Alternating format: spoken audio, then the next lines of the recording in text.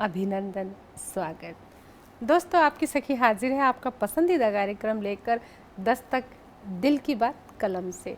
आप सभी जानते हैं दस्तक में हर बार आपकी मुलाकात होती है हमारे ख़ास मेहमान से, और मेहमान भी होते हैं ख़ास, जो अपनी ख़ास पहचान बना चुके होते हैं और साझा करते हैं वो इस मुलाकात में अपनी ज़िंदगी के खट्टे मीठे अनुभव, भूली बिसरी यादें, अपने गुजरे हुए दिन, अपनी बहुत सारी ऐसी बातें जो आप सुनते हैं तो कहीं ना कहीं एक मोटिवेशन मिलती है, कुछ न कुछ जीवन में सीखने को मिलता है। हर जीवन से कुछ न कुछ सीखने को मिलता है। जब हम अपनी ज़िंदगी की पेचीदगियों से जूझते हैं तो हम दूसरे के जीवन को जब सुनते हैं तो हमें लगता है अरे हम तो कुछ भी नहीं है, हमारा गम तो कुछ भी नहीं है, हमारी जो यातनाएं हैं कुछ भी नहीं है, सामने वाले का जीवन इतना कठिन है और वो इतना मुस्कुरा रहा है, इतना हंस हंस के अपने जीवन को साझा कर रहा है। तो ऐसी बहुत सी तमाम चीज़ें हमें इस इंटरव्यू के माध्यम से मिलती हैं, समझने को, देखने को, सीखने को। यही तो ख़ास बात है कि जो हमारे मेहमान शायर होते हैं, लेखक होते हैं, वो साहित्य की बात तो करते ही हैं, साथ के साथ अपने बारे में बहुत कुछ बताते हैं। और इस कड़ी में आज जो मेहमान हमारे साथ जुड़ी हैं, मैं उनको आपसे मिलवाने से पहले ज़रा उनके बारे में थोड़ी सी जानकारी दे दूं।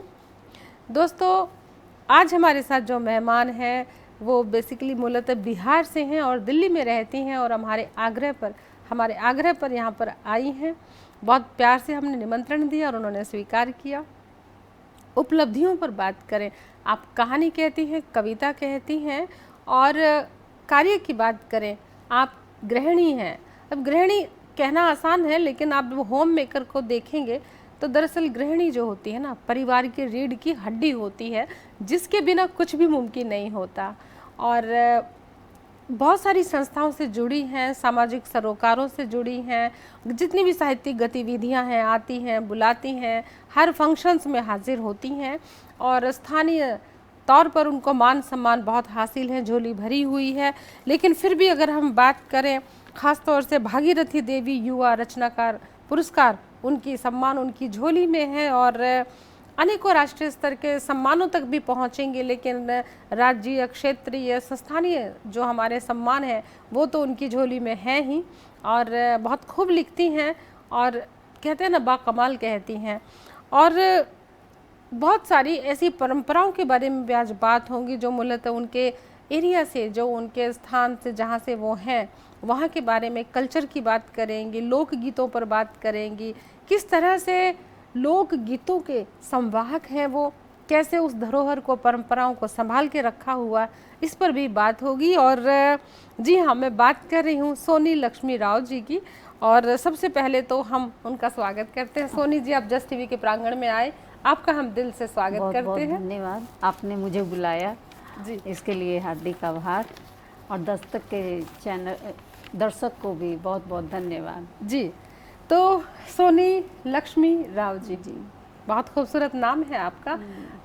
आप सोनी भी हैं और लक्ष्मी भी हैं। राव तो खैर राव साहब के साथ विवाह हुआ तो राव हो गई, लेकिन ये घर का नाम क्या है, सोनी है कि लक्ष्मी है?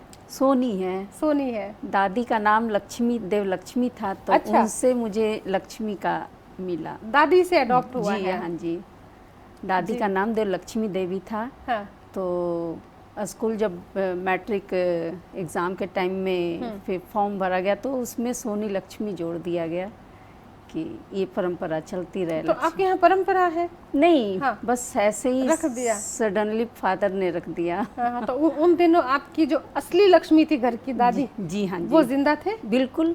तो मेरी दादी बहुत, मतलब कि 95 इयर्स ओल्ड। अच्छा। जी हाँ जी, मेरे बच्चों को भी उन्होंने देखा है बड़े होते हुए। बिटिया जब 12th में गई तब मेरी दादी की डेथ हुई। क्या बात है, यानी पोते पड़पोते सब देख के, दोती दोते सब देख के गए हैं। क्या बात है, ये तो भाग्यवान लोगों को नसीब होता है। और तो हम आपको सोनी कहें कि लक्ष्मी कहें या मिसेस राव कहें? प्यार से सोनी बहुत बेहतर लगेगा। जी, सोनी जब आपको, क्योंकि दिल से बात हो रही है तो दिल सोनी से हो रही है। तो सोनी जी, आप कहानी भी कहते हैं, कविताएं भी कहते हैं, तो ये जो कविताएं और कहानियां लिखने के लिए जज्बा कैसे आया, और बहुत सारे सवाल करेंगे, लेकिन उससे पहले एक अहम सवाल है हमारे दर्शकों को, हम ये ज़रूर उनका परिचय करवाते हैं कि जो हमारे आज के मेहमान हैं वो कहाँ से हैं, और आप अपने बारे में बताएं, अपना जीवन, अपनी शिक्षा दीक्षा, शादी, थोड़ा सा इस पे प्रकाश डालें ताकि हम साहित्यिक सफ़र पर भी चले बाद में जी। तो थोड़ा सा अपने बारे में बताइए। मैं गया निवासी हूँ, जो विष्णुपद के नाम से जाना जाता है। बोध गया लोग जानते हैं बुद्ध भगवान के नाम से, बुद्ध नगरी से हूँ, और बौद्ध हस्तल है, वहाँ पे लोग जाते हैं, पर्यटक लोग। वहीं से शिक्षा दीक्षा मिली मुझे, मैं वहीं से सारी शिक्षाएं प्राप्त की, ग्रेजुएट हुई। शादी हुआ 97 में। उसके बाद दिल्ली आ गई। दिल्ली आने के बाद मुश्किल होता है बिहार जाना, अपने जन्म स्थान या माँ फादर से मिलना। बस बिहार फिर कम आना जाना हो कम पाता आना था। जाना हो खैर, पाता अब तो है। सुविधाएं हो गई जी, है जी, ना, जी। पहले के ज़माने में नहीं, तो सुविधाओं के साथ साथ हमारी जिम्मेदारियां यहाँ थी, बच्चों की परवरिश और उनकी शिक्षा दीक्षा में बाधाएं ना आए, वो ज़्यादा ध्यान रखना पड़ता था, तभी आना जाना कम होता था। ऐसे तो अब जाती हूँ क्योंकि अब कोई वैसी है नहीं, बच्चे बड़े हो हाँ, गए, बच्चे बड़े हो गए, सब अपनी अपनी जगह पे शिक्षा ले रहे हैं, और मैं अब जब चाहती हूँ तब मायके हो आती हूँ। और नहीं, लेकिन पहले का ज़माना ऐसा भी तो था कि 2 महीने की छुट्टियां हुई तो बुआएं जो होती थी बच्चों समेत आ जाती थी मायके। लेकिन वही है कि हमारे साथ पारिवारिक होने की वजह से कई देवर भी पढ़ाई करते थे, ननद भी होती थी, सब मतलब ससुराल के लोग होते थे, तो उनकी जिम्मेदारियां देखते हुए मैं नहीं जा पाती थी। और छुट्टियों में जाते थे कभी सभी पूरे फैमिली, तो होता था गर्मी की छुट्टियां अच्छे से पूरा बिताते थे, एंजॉय करते थे। मुझे तो ऐसा लगता है कि पहले बहुत अच्छा रहता था। आजकल तो क्या है, 2 दिन के लिए गए, 4 दिन के लिए गए और जाकर आ गए, है ना। मेहमान नवाजी होती है कि बस आ गए, मान सम्मान के साथ विदा कर दिया। पहले तो 2-2 महीने तक वहाँ रहते थे, उनको पूरा पका कर आते थे। बिल्कुल, बच्चे खूब एंजॉय करते हैं, के भी आते थे जिसको बिल्कुल जी एंजॉय करते हैं। मेरे ससुराल में नहर इलाका है, तो नहर की पगडंडियों पे चलते हुए जो उन्हें मज़ा आता है, फिशिंग भी करना, बेटा फिशिंग करता है वहीं बैठ करके एंजॉय करता है। आज भी वो दिन याद करके बड़ा खुश होता है कि दादी घर हम जाते थे तो फिशिंग किया करते थे। नहीं, वहाँ जाके जो उनकी मार पिटाइयाँ होती है 2-2 महीने में तो पक जाते हैं। बिल्कुल, कजन्स भाई बहन के साथ जो भी होता है, अटखेलियाँ, खेल कूद, वो सारी यादें अभी उसके दिमाग में कूदना, बिल्कुल नहाना, खेतों में जाना।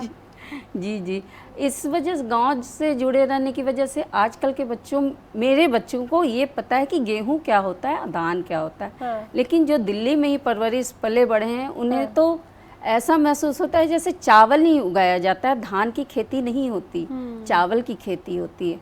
लेकिन मेरे बच्चों को ये पता है कि कैसे उसकी बुआई होती है, फिर कितने दिनों में कैसे धान तैयार होता है, उसके बाद राइस तैयार होता है, चना क्या होता है, इन सब चीज़ों से वो जुड़े हुए हैं। क्योंकि मैं गांव से जुड़ी हुई रही, तो ये सब चीज़ें उन्हें पता है। और ये भी तो होता था कि बुआ के बच्चे या भाई के बच्चे, बिल्कुल बिल्कुल, उनको जब उनको खेती बाड़ी करनी होती थी तो बुला लेते थे, बिल्कुल कि भाई जवान बच्चे हेल्प करवा दो, या गेहूं की कटाई होती है या चावल की कटाई होती है तो उनको बुला लेते थे कि बुआ के घर जाना है या मामा के घर जाना है। तो खास तौर से इन्विटेशन होता है बिल्कुल कि आ जाओ भी कुछ करके जाओ, है ना। 2-2 महीने तक बच्चे, महीने भर, और उनके चाहे वो कोई भी एजुकेशन ले रहे हो, उनको छुट्टी लेनी ही होती थी, वरना फिर बुआ नाराज हो जाएगी कि वो गया नहीं, है ना। तो वो संबंध कितने अधिकार वाले थे। बिल्कुल, आज भी हैं, किसी तरह की जरूरत पड़ती है तो जिनमें अगर संस्कार वो कायम है, परंपराएं अगर दी गई हैं, बच्चों को सिखाया गया है कि नहीं बड़ों का बात मानना है, तो आज भी एक आवाज पे, बुआ की आवाज पे बच्चे दौड़ लेते हैं। दौड़ते हैं, लेकिन अब इस वो बेशक जिम्मेदारियां हटके हो गई हैं, खेती करवाने के अलावा किसी और तरह की हो गई हैं। हाँ। लेकिन अभी परंपराएं जीवित हैं, इस दूसरे लहजे में जीवित हैं।